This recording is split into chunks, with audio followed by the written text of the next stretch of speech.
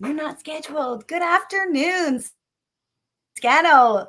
Good How are afternoon. you, Roberta? I'm fine. Outside, wind, I your am hair windy, blowing. but I'm sitting outside because there's a worker in the house. And as soon as he's gone, I'll be back in the house. So right now you have to put up with the wind blowing me. Oh well, you'll just have to put up with my disheveled self, This is who we are. That's it. right? Yeah. That's what's beautiful about this platform, right? Is that we're just us, and the people watching are just them, and there's no expectations here, except that today we're just gonna have a talk. There's so many people that have been inquiring about September 30th, and not just about what we're doing, but what they can do. And I think the whole National Day for Truth and Reconciliation and the government acknowledging as a holiday, all of a sudden the lights went on for some people, and so that's kind of where we're at. And this week has been just really busy energy, new energy, just like today. Like all of a sudden our time slot was deleted, and we're late and whatever. And I guess that's the whole point of today, is that in September 30th and people waking up to their responsibility, it's better late than never. Hmm. Right?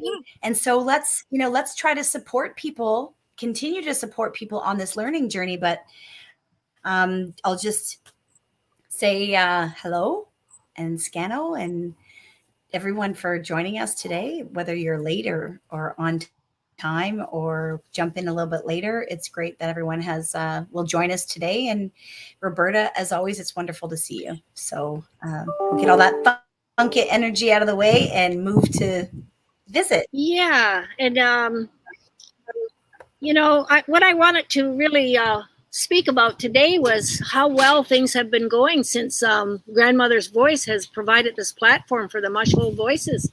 We're hearing all kinds of things about it, and there's a lot of people that are interested. And I think it's about time. We didn't have this before, where we could speak our minds and speak about our childhood experiences. So this is really offered that space, and there's so many willing to listen. And I think that's a good thing, because that's part of the healing, part of moving forward. If we want to reconcile, we need to hear all of the truths, and we're still working on all of those truths from certain aspects of the TRC, right? And what happened in residential schools. So, and like I said, at this point, across this country, we're looking for child burial sites, from residential schools. So that's something we have to work through as we move forward right now, and that will happen. But right now, the thing that happened with us with Mohawk Village Memorial Park is this is a survivor-driven initiative, the Memorial Park. We want to build that park on 5 acres right beside the Mohawk Institute, the Mush Hole. And it's to honor the children, to pay respect to the children that went through all of these horrible experiences, children that died. So it's an important part of the truth and reconciliation. You got to reconcile, but you also have to include everybody, and that is the survivors. We deserve to be on that page of reconciliation, right? Because that's what the TRC was all about. So I think moving forward, what we're looking for is help building this park, and it takes a lot. And we are a not-for-profit. It's really a grassroots. Where it started was just survivors coming together saying, we need to do something. We need to do something as survivors. How do we put that footprint on here so that it's good moving forward? We don't want hostility. You don't want that. What we want is peace, a place to gather. And this park is going to represent that, where anybody can come, anybody can visit.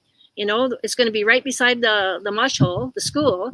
And that's where all the horrible things, most of the horrible things, happened in that school. So if people want to visit and get the history and learn about the stories, what survivors are telling, they're all archived in there. But what happens when you come out of that space? It can be really painful to listen to survivor stories, because they'll walk you through what they went through. And it was a painful journey. It was very painful for a lot of survivors, and they're still dealing with that pain today. So coming out of that building and going into the park, we're hoping to offer that space where you can, kind of relax and think about things that happen, reflect on the history of this site and on this particular residential school. And what we're asking for really is for help building the park, is that donations at mohawkvillagepark.com is where you can donate. And we are a separate entity. We have our own board of directors. We are not Woodland Cultural Center. So if there's anyone that would like to donate, it would be to the Mohawk Village Memorial Park. And we would be very, very grateful for anyone that cared to donate. Because so far, it's been this forum here that's opened up, and we do get more donations. We get more people asking for survivors to speak because of this platform. So it's opened a lot of doors for us, and we're really thankful for that. Yeah, thank you.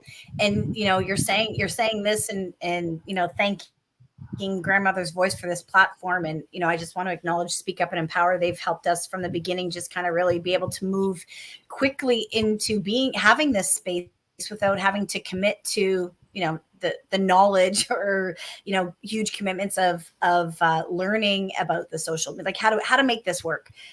They just are like, here's a button, push it, and you can jump on. So I'd like to acknowledge those partners and everyone else that's come forward to say, hey, how can we share your voices and share what you guys are doing? And like what we said at the very beginning, we're just us. We're grassroots. We're just people that are at home trying to do things right and moving in, trying to connect with each other. Yeah, of course. We don't want you to blow away over there. But what's really important at this time is just acknowledging that the partnership and with the Mush Hole Voices. And it's okay. I can mute you if it gets really loud over there. No, I know you have lots going on.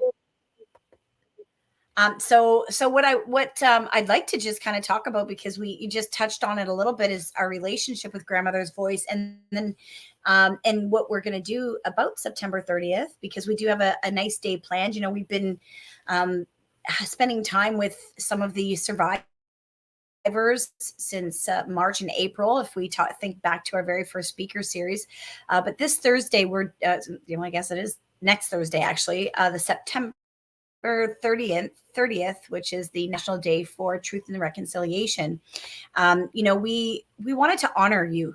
We wanted to honor the group of elders that have educated us at Grandmother's Voice, educated the school boards that we're involved with, and all of our partners from Windsor all the way to Niagara Falls. The work that we're doing is guided, and I say guided. We're guided by our elders' spirit, our ancestors. This is not work to us. This is our responsibility. And every day we continue to just do what we know is right. And in this time and right now, it really is to support the survivors. So we have big visions of what we want to do together, but on that, in the future, but on September 30th, Grandmother's Voice and the volunteers, like I got to tell you, last night we had our meeting with our volunteers, which everyone that showed up were the urban Indigenous women of Halton that we've been gathering. It's that to me is what's so wonderful about what we're doing is, it's bringing our community together, our Indigenous people that are in, urban Indigenous, bringing them together. And we also had our cousin, our settler friend who acknowledged that, hey, I just want to be here. So this is really what we want to talk about is that event is for you to acknowledge and honor you guys. So we're doing entertainment. We're going to do some healing in the garden with the grandmas. We're going to have the entertainment is David Moses, by the way, with his guitar playing a little bit of jazz and chilling out and having fun. We also have our community of singers and urban Indigenous women rising. Like, it's just really grassroots, amazing work. And I'm so proud to say that we have sponsors that have said, yes, we want to be a part of what you're doing with and for the survivors. So Bell has sponsored, and so has Eaton and City of Toronto. Like, we're getting out there. People are hearing our voices and seeing that urban Indigenous people want to have a say. They want to be a part of, the things that are happening for us, for you. And it's time, that we really guide people on understanding, where their time and their money can really make an impact. And so Grandmother's Voice is growing, and we're growing alongside Mush Hole Voices. And we want to support you as the best way that we can. We'll continue to share that message on September 30th. After we're finished hosting you, we're going to take a little ride on a people mover along the park, because the park we're at is over 80 acres. And there's going to be a really beautiful unveiling. Shout out to Isaac Murdoch and Artists Against Racism.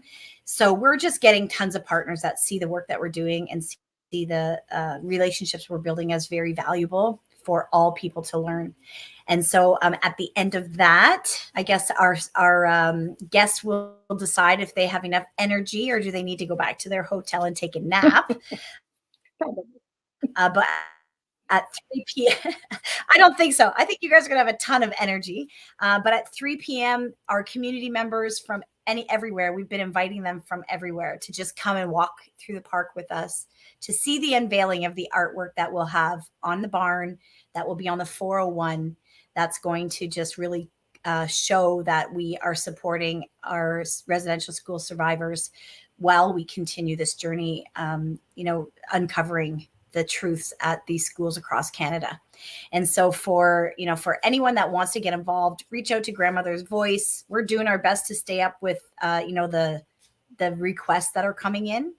But please, if you want to reach out to us or go to the link that's on the bottom of the screen, reach out to Roberta Hill.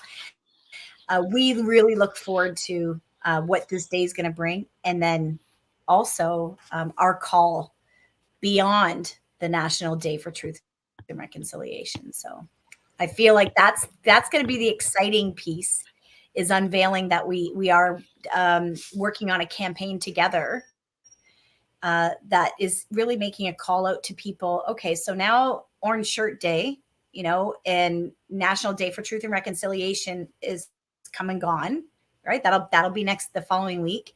What are we doing about it? So really our call for people on this day, well, from now until the day is, what are you going to do after you wear the orange shirt? What are you going to do? How are you going to commit on that day? And so we are creating opportunities for people to commit to moving forward and truth and reconciliation. So we'll share some of that next Thursday, because we're going to be going live with residential school survivors for a short time, because we don't want to cut into their visit, but they agreed to, just kind of come on the screen and wave and say hi and maybe thank people or whatever they want to say. But we're really excited, Roberta, and we're honored that we've created this relationship and opportunity to grow together and share information. Yeah, and I think that, hang on. Where'd I go? Yep. Yeah, you're good. Yeah, I hear you. You're good. No, I think that this is an opportunity where we do grow together. We move forward together.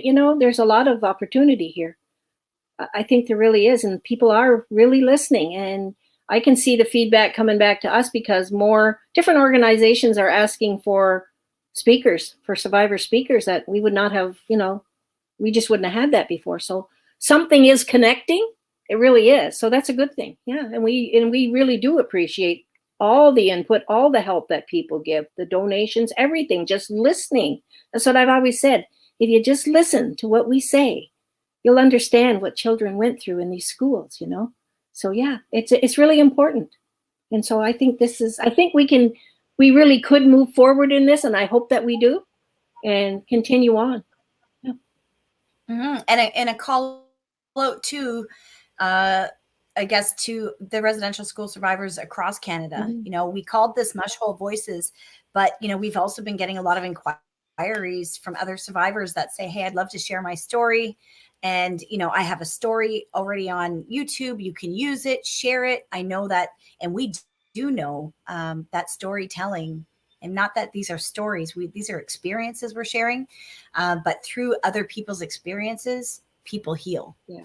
And some people have a voice that want to share it that way, and some people don't. And so that's why we are understanding that this platform is supporting so many other people.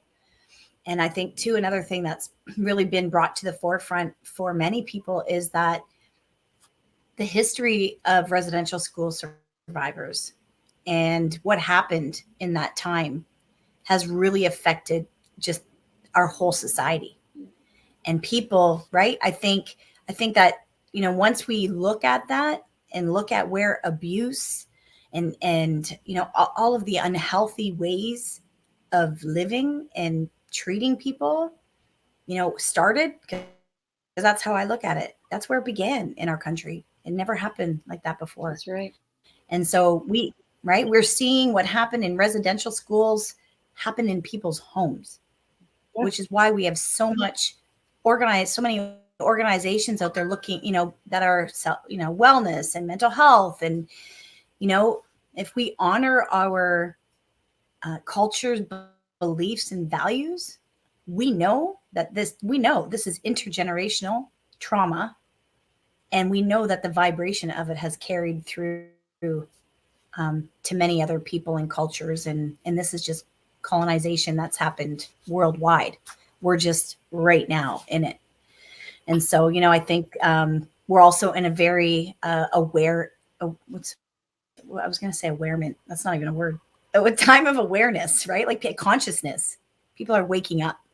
So we're just giving this opportunity for any everyday people, to come and be a part of our community, come and be a part of us growing as a grassroots organization, wanting to make a difference. Wow, I really feel like I talked too much today. I just wanted to just add in there that it took one person, one survivor, way back, probably 90s, somewhere around there, one guy to stand up and go forward and start to talk about the residential school, the Mush.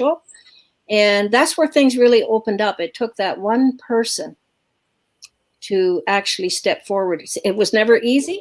It's still it's getting easier to talk about it, but you still feel all of the trauma dealing with it, but it's not as severe as it was. So the more I can speak, the more I feel better, because I am hoping that we can help someone else. That there's still a lot of people sitting at home that have never and will say they will never speak about it. But even just listening to us, maybe that will help. And that's what I'm hoping, that our voices will help them. They're not alone. They're not alone in that journey where that pain takes them. We've been there, and Yeah. we support them. So I want to share this. I know I'm not sure how or what, but I just feel called to talk about this from a business perspective. Grandmother's Voice is not a business right now. We are you want to call it an organization, whatever it is. We are grassroots people just saying we need to share this knowledge.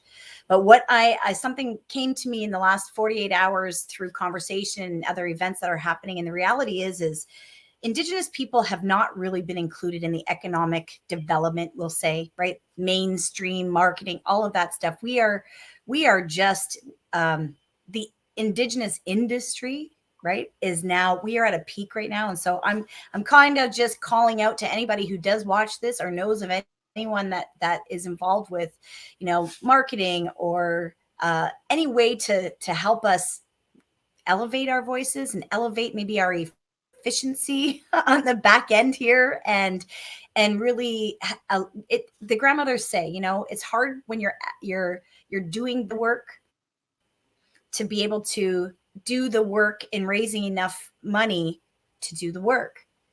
And so it can be tiring. And I really had a hard time, Roberta, when you and I spoke about right at the very beginning, about just getting together and starting to support each other.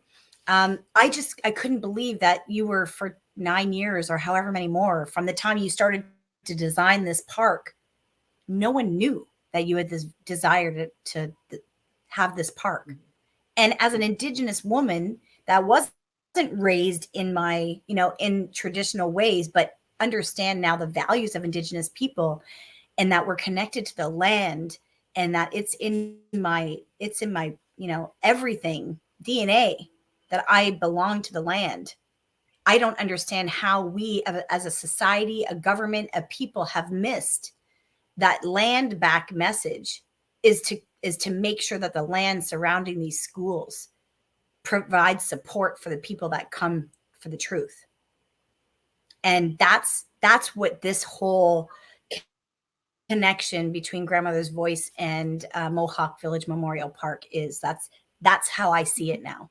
I had no idea what it was at the beginning. No, and just like, we need to get and this that done. goes back to the marketing. How do you get yourself out there? Where, like I said, it's not like we're not wealthy. We don't have a lot of dollars. We're doing the best that we can as survivors. So as survivors, we're saying, please help us. And you've stepped forward. You're helping us. See, in a big way. It's been an immense help for us.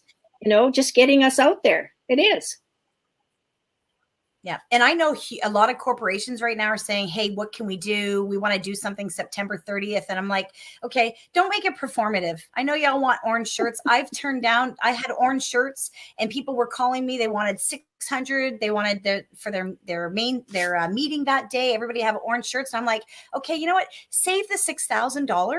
Okay. And commit that day to an ongoing relationship with an Indigenous, group of people, like, us and you, whatever, and say, how can we get in touch and stay involved? And so that's what we're proposing, right?